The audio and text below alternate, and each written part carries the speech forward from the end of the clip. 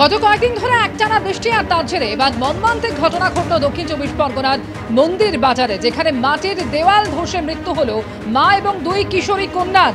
টানা বৃষ্টির জেরে পুরনো মাটির দেওয়াল ধসে পড়ে এবং ধসে পড়ে এই দুর্ঘটনা ঘটে। বাংলা আবাসের টাকা 2 কিস্তি পেয়েছিল এই পরিবার, কিন্তু ঘর তৈরির আগেই দেওয়াল ধসে এই মর্মান্তিক মৃত্যু হলো।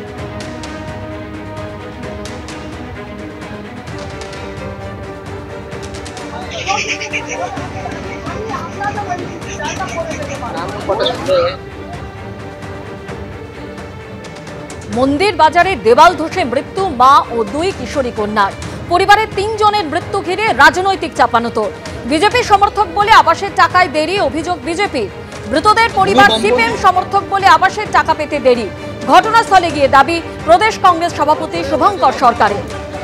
এবং ওনার একটাই ভোট, এই অবস্থা ওনাকে বিধবা ভাতা, বার্ধক্য ভাতা কোনো কিছুই দেওয়া হয়নি, যেহেতু পরিবারটা বামপন্থী পরিবার ছিল। ওনাকে একটা ঘর দেওয়ার মতো এ ছিল না, এতদিন পরে ঘর দিয়েছে আর সে আজকের মারা গেছে, 2টো বাচ্চা নিয়ে মারা গেছে। কি হালে তাহলে দিন কাটিয়েছিলেন আপনারা দেখুন না। পাবলিক বলতে বলে ফের পাবলিক বলছে বলে পুলিশের পাবলিকের মাথা ফাটিয়ে দিয়েছে। আমরা সকাল 8টার সময় দেখতে পেলাম যে পুরো দেওয়ালটা পড়ে আছে, বডি দেখা যায়নি। চেঁচিয়ে লোকজন ডাকলাম, ডাকতে সবাই মাটিগুলো শাবল দিয়ে সরিয়ে সরিয়ে ছোট বাচ্চাটাকে আগে পাওয়া গেছে, তারপরে দুজনকে, 3 জনেই পুরো মারা। উনি বামপন্থী, ওনার স্বামী হচ্ছেন সিপিএম করতে, সেই পরিবারের জন্য ওনার স্বামী মারা যাওয়ার পরে ওনাকে ঘর দেওয়া হয়নি। আমি দাঁড়িয়ে আছি মন্দিরবাজার ব্লকের আচনা গ্রাম পঞ্চায়েতের রামনাথপুর গ্রামে। এই যে কর্মকার পাড়ায় মর্মান্তিক দুর্ঘটনা ঘটে গেছে গতকাল রাতে, এবং সেই দুর্ঘটনায় 3 জনের মৃত্যু হয়েছে। 45 বছরের বৃহস্পতি কর্মকার এবং 15 বছর এবং 10 বছরে তার 2 কিশোরী কন্যা। এই বাড়িতেই 2 মেয়েকে নিয়ে থাকতেন বিধবা মা, পরিচারিকার কাজ করতেন, এবং দীর্ঘদিন ধরে এই বাড়ি ভঙ্গুর অবস্থায় রয়েছে, এবং কার্যত যে বাঁশের যে কাঠামো ছিল সেটাও ঘুম ধরে গেছে, যে কোনো মুহূর্তে ভেঙে পড়তে পারত। তার উপরে ছিল তারপলিন চাপানো ছিল। গতকাল রাত 9টা থেকে 9:30 প্রতিবেশীর বাড়িতে টিভি দেখেছেন, তারপর বাড়ি ফিরেছিলেন। তারপরে এটা গ্রামের একদম শেষ প্রান্ত হওয়ায় আর কিছুই বুঝতে পারেননি যে কখন এই দুর্ঘটনা ঘটেছে। আজকে সকালে যখন প্রতিবেশীরা দেখতে পান, দেখেন যে পুরো বাড়িটা এরকম ভাঙাচোরা অবস্থায় পড়ে রয়েছে। তারপরে কোনো রকমে শাবল সহ অন্যান্য জিনিস দিয়ে মাটি সরিয়ে 3টি দেহ উদ্ধার করা হয়। এবং এই যে বাড়ি, তাদের যে অভিযোগ প্রতিবেশীদের, যে অনেক আগেই এখানে পাকা বাড়ি তৈরি করার কথা ছিল, কিন্তু সেই পাকা বাড়ি তারা পায়নি। পরবর্তীকালে বাংলা আবাস যোজনায় অনুমোদন হয় এই পরিবারের নাম, এবং প্রথম কিস্তির টাকা পাওয়ার পর এই যে দেখাই যাচ্ছে এই যে পাকা বাড়ি, তার দেওয়াল উঠেছে, এবং দ্বিতীয় কিস্তির টাকা গত 30শে আগস্ট ব্যাংকে ঢুকেছে, কিন্তু সেই টাকা এখনও পর্যন্ত তুলতে পারেনি। কিন্তু সব কিছুর মধ্যেই, কেন্দ্র রাজ্যের টানাপোড়েনের মধ্যেই এই মর্মান্তিক দুর্ঘটনা, এবং এই যে পরিবার তারা আজকে একদম অকালে চলে গেল 2 কন্যা সন্তানকে নিয়ে, একজন বিধবা মা। এখন প্রশ্ন উঠছে, এভাবে আর কত বৃহস্পতির মৃত্যু হবে কেন্দ্র রাজ্যের টানাপোড়েনে এক টুকরো মাথা গোজার ঠাঁইয়ের জন্য।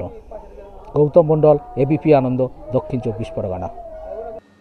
তৃণমূল বিজেপি স্লোগান পাল্টা স্লোগানে দিনভর সরগরম রইল বিধানসভা। এক পক্ষ স্লোগান তুলল, আরেক পক্ষ সেই স্লোগানই লুফে নিল। বাকযুদ্ধের মাঝে আচমকা সবাইকে চমকে দিয়ে মমতা বন্দ্যোপাধ্যায়ের মুখে শোনা যায় বাংলায় পরিবর্তনের ডাক। বললেন, পরিবর্তন কি? বিজেপি হটাও, দেশ বাঁচাও। পাল্টা এর জবাব দিয়েছে বিজেপিও। আর নেই দরকার আপনারা বলার কেউ নেই, ওটা মানুষ আপনাদের বলবে।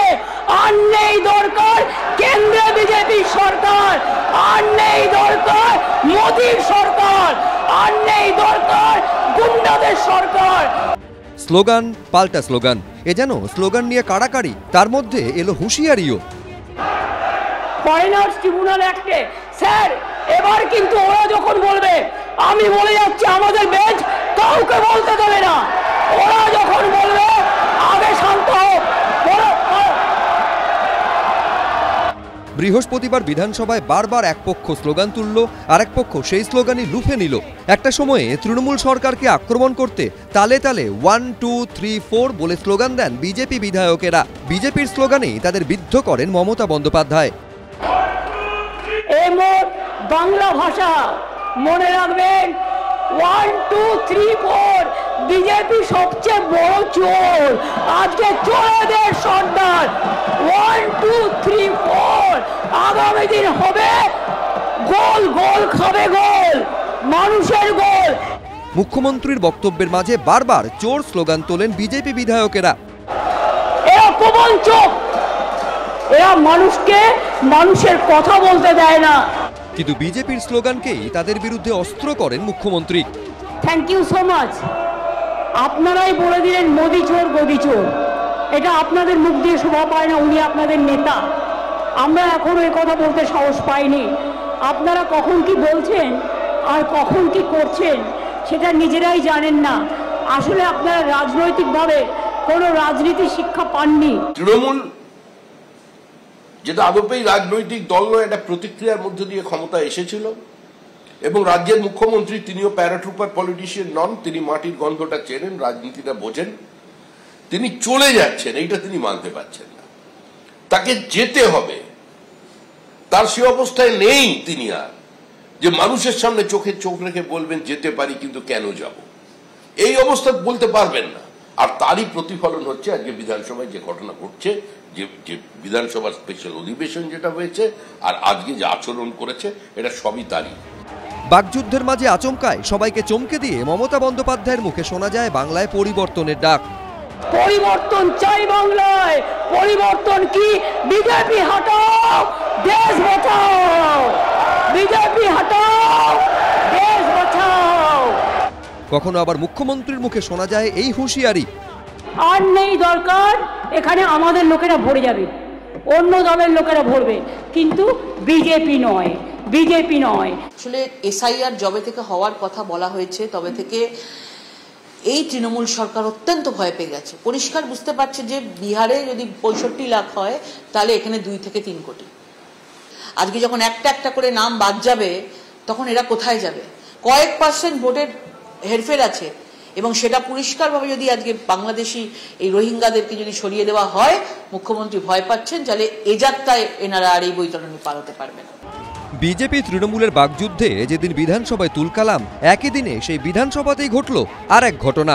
মৎস্যমন্ত্রী বিপ্লব রায়চৌধুরীকে অপদার্থ বললেন তৃণমূলের এই বর্ষিয়ান বিধায়ক সমর মুখোপাধ্যায়। পরে অবশ্য স্পিকার বিমান বন্দ্যোপাধ্যায়ের নির্দেশে ওই শব্দ প্রত্যাহারও করে নেন সমর মুখোপাধ্যায়। বাবা ওটা হাউসে, ওটা অসাংবিধানিক কথা। মাননীয় মন্ত্রী বললেন, আমি উদ্যোগ করেছি, এটা আমার বলা ঠিক হয়। বিজেপির হাতিয়ার এই গরিব হিন্দুরা। আমি চাইছি ফিশারিজ ফর ফিশারম্যান, যত পশ্চিমবাংলায় 1000-এর উপরে ফিশারম্যান কোঅপারেটিভ সোসাইটি আছে, তারা এই জলকর ভোগ করবে। না, এটা ভুল হয়েছে। সব মিলিয়ে বৃহস্পতিবারের বিধানসভা একেবারে ঘটনাবহুল। আশাবুল হোসেন, উজ্জ্বল মুখোপাধ্যায়, বিজেন্দ্র সিংহ, এবিপি আনন্দ।